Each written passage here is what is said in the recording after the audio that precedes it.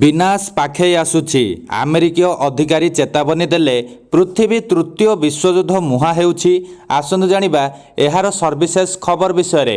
ମଧ୍ୟପ୍ରାଚ୍ୟରେ ପୁରୁଣା ଶତ୍ରୁ ଇସ୍ରାଏଲ ଏବଂ ଇରାନ ମୁହାଁମୁହିଁ ହୋଇଛନ୍ତି।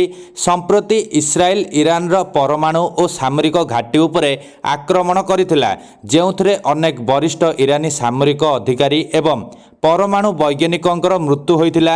ଏହାର ଜବାବରେ ଇରାନ ଶୁକ୍ରବାର ଶନିବାର ରାତିରେ କ୍ଷେପଣାସ୍ତ୍ର ଦ୍ୱାରା ଇସ୍ରାଏଲ ଉପରେ ଆକ୍ରମଣ କରିଥିଲା।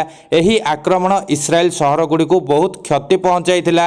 ଏହାପରେ ତୃତୀୟ ବିଶ୍ୱଯୁଦ୍ଧ ଆରମ୍ଭ ହେବାକୁ ଯାଉଛି। ଏହି ପ୍ରଶ୍ନ ଉପରେ ଏବେ ଆଲୋଚନା ହେବାରେ ଲାଗିଛି, କାରଣ ଏହି ଉତ୍ତେଜନା ମଧ୍ୟରେ ସାରା ବିଶ୍ୱରେ ଚିନ୍ତା ବୃଦ୍ଧି ପାଇଛି ଯେ ଏହି ସଂଘର୍ଷ ଏକ ବଡ଼ ଯୁଦ୍ଧରେ ପରିଣତ ହୋଇପାରେ। ଇସ୍ରାଏଲ ଏବଂ ଇରାନ ମଧ୍ୟରେ ଉତ୍ତେଜନା ବୃଦ୍ଧି ପାଇବା ସହିତ ବିଶ୍ୱଯୁଦ୍ଧର ଆଶଙ୍କା ମଧ୍ୟ ଗମ୍ଭୀର ହେଉଛି।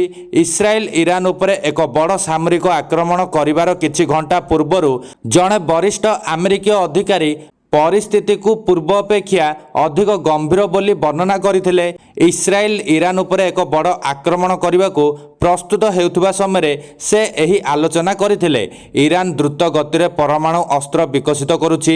ଇସ୍ରାଏଲ ଏପରି ସମୟରେ ଇରାନ ଉପରେ ଆକ୍ରମଣ କରିଥିଲା ଯେତେବେଳେ ଡୋନାଲ୍ଡ ଟ୍ରମ୍ପଙ୍କ ସରକାର ଇରାନ ପରମାଣୁ ମହତ୍ୱାକାଂକ୍ଷୀକୁ ରୋକିବା ପାଇଁ ତେହରାନ ସହିତ ଆଲୋଚନା କରିଥିଲେ। ଇସ୍ରାଏଲି ଆକ୍ରମଣ ପରେ ମଧ୍ୟ ଟ୍ରମ୍ପ ପ୍ରଶାସନ ଇରାନକୁ ଆଲୋଚନା ଜାରି ରଖିବାକୁ ଅନୁରୋଧ କରିଛନ୍ତି। ତଥାପି ଇସ୍ରାଏଲ ଦାବି କରିଛି ଇରାନ ଦ୍ରୁତ ଗତିରେ ପରମାଣୁ ଅସ୍ତ୍ର ବିକଶିତ କରୁଛି ଏବଂ ନିଜର ଉଦ୍ଦେଶ୍ୟ ଲୁଚାଇବା ପାଇଁ ଆଲୋଚନା ପ୍ରକ୍ରିୟାକୁ ବ୍ୟବହାର କରୁଛି। ଯଦି ଏଥର ଇରାନ କ୍ଷେପଣାସ୍ତ୍ର ମାଡ଼ କରେ ତେବେ ତେହରାନ ପାଉଁଶ ହୋଇଯିବ ବୋଲି ଇସ୍ରାଏଲ ଖୋଲାଖୋଲି ଇରାନକୁ ଧମକ ଦେଇଛି। ଜଣେ ବରିଷ୍ଠ ଆମେରିକୀୟ କୂଟନୀତିଜ୍ଞଙ୍କ ମନ୍ତବ୍ୟ ଉପରେ ଆଧାର କରି ୱାଶିଂଟନ ପୋଷ୍ଟ ରିପୋର୍ଟ କରିଛି ଯେ ଗତ କିଛି ବର୍ଷ ଅପେକ୍ଷା ବିଶ୍ୱଯୁଦ୍ଧର ବିପଦ ଅଧିକ ବୃଦ୍ଧି ପାଇଛି।